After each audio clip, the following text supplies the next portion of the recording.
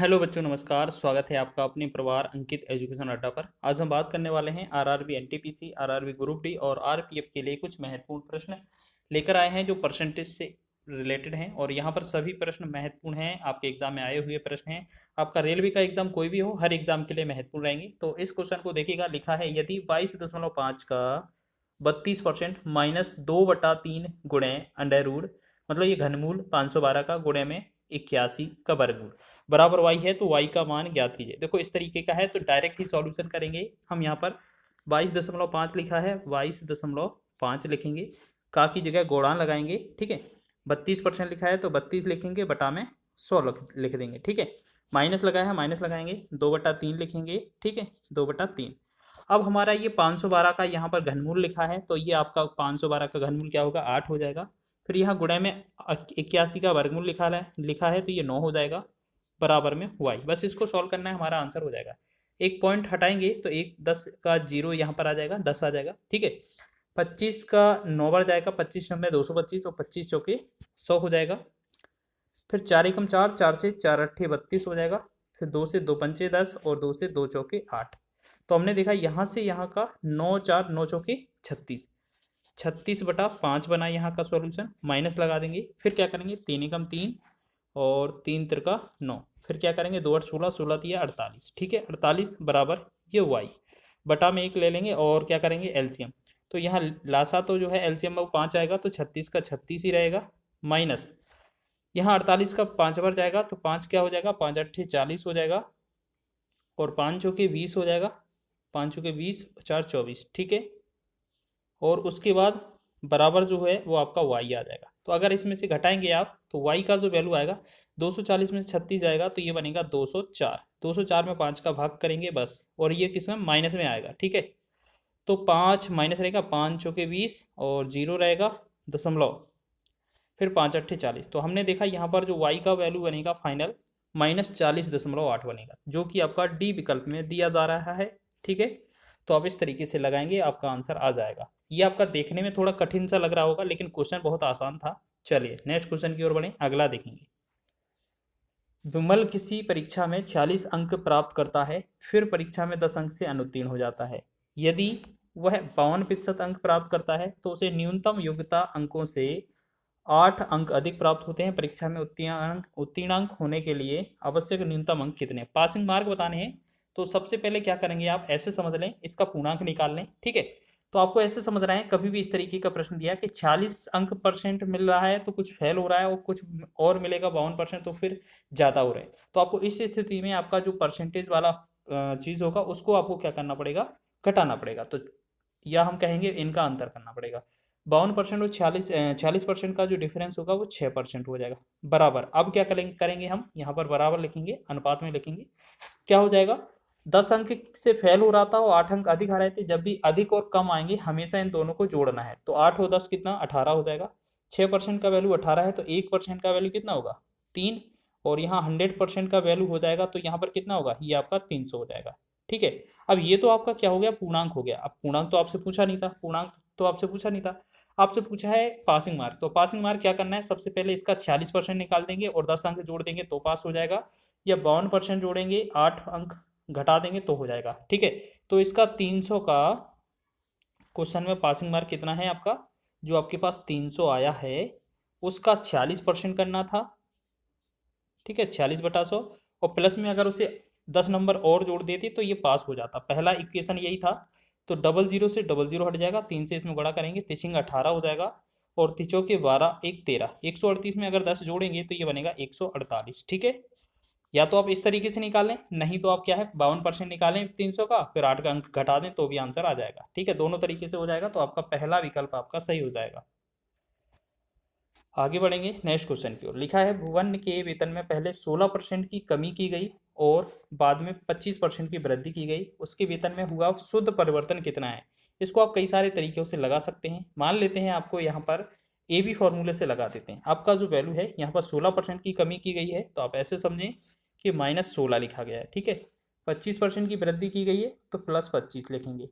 फिर यहाँ प्लस और माइनस का गुणा होगा तो माइनस आएगा, 16 गुणे में 25 लिखा जाएगा। ठीक है, और बटा में ये 100, बस इसको सॉल्व करेंगे आंसर हो जाएगा। तो 25 एकम 25, 25 चौके 100, 4 एकम 4, 4 चौके 16। तो हमने देखा 25 16 का डिफरेंस कितना आया 9, और 9 में से 4 चला जाएगा तो ये कितना आएगा 5। तो फाइनली जो बनेगा इसमें क्वेश्चन में 5% की जो आएगी वृद्धि हो जाएगी। सी विकल्प आपका आंसर हो जाएगा।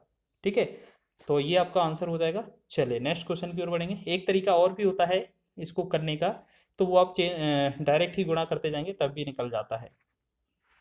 चलिए नेक्स्ट कोई बात करेंगे। इस क्वेश्चन को हम स्टार लगाएंगे क्योंकि ये जो क्वेश्चन है बहुत बार पूछा जाता है। ऐसा कोई एग्जाम नहीं जहां पर ये वाला क्वेश्चन ना बना हो या जनसंख्या से रिलेटेड क्वेश्चन ना बना हो। तो देखेंगे यहाँ लिखा है एक गांव की जनसंख्या में 10% वार्षिक दर से वृद्धि होती है।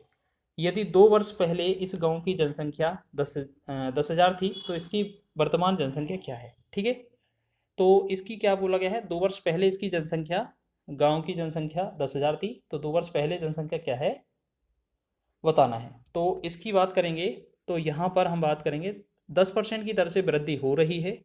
ठीक है ना, ऐसे कर लेते हैं। देखो यहाँ पर आपको मान लेते हैं अभी क्या है, आपकी 10,000 जनसंख्या है। ठीक है, इसमें आपका दो वर्ष के लिए कितना 10% वृद्धि होनी है। तो 10% का जो फ्रैक्शन होती है वो कितना होती है 1/10 होती है। यानी कि 10 पर 1 वृद्धि हो रही है और कितने साल के लिए हो रही है 2 साल के लिए, यानी कि 11/10 और फिर 11/10। तो फाइनली इसको कैलकुलेट करेंगे, आंसर हो जाएगा हमारा 2 जीरो कट जाएंगे, 2 जीरो कट जाएंगे, 11 का 11 में गुणा करेंगे तो 121 हो जाएगा, और 2 जीरो साथ में बच रहे थे तो ये हो जाएगा 12,100। तो ऑप्शन नंबर पहला ही विकल्प सही हो जाएगा हमारा।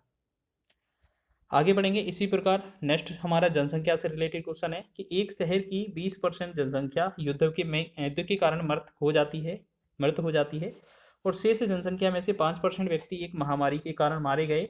यदि शहर की वर्तमान जनसंख्या 15,200 है तो युद्ध से पूर्व शहर की जनसंख्या क्या थी। देखिएगा, आप ऐसे समझ लें हमारे पास वर्तमान में एक्स जनसंख्या है। ठीक है, मतलब पूर्व की जनसंख्या बात कर रहे हैं ना, तो यहाँ पर पूर्व की जनसंख्या जो है मान लेते हैं एक्स है अब। ठीक है, 2 वर्ष पहले तो बोला क्या क्या है, अच्छा इसमें हो गया, ये हो गया जनसंख्या थी। ठीक है, इसमें बोला क्या गया है कि 20% जनसंख्या युद्ध के कारण मर गई। 20% की अगर फ्रैक्शन की बात की जाए तो ये होती है 1/5, यानी कि 5 में से 1 की कमी हुई है तो ये कितना 4/5 हुई होगी। ठीक है, चलिए इतना समझ गए।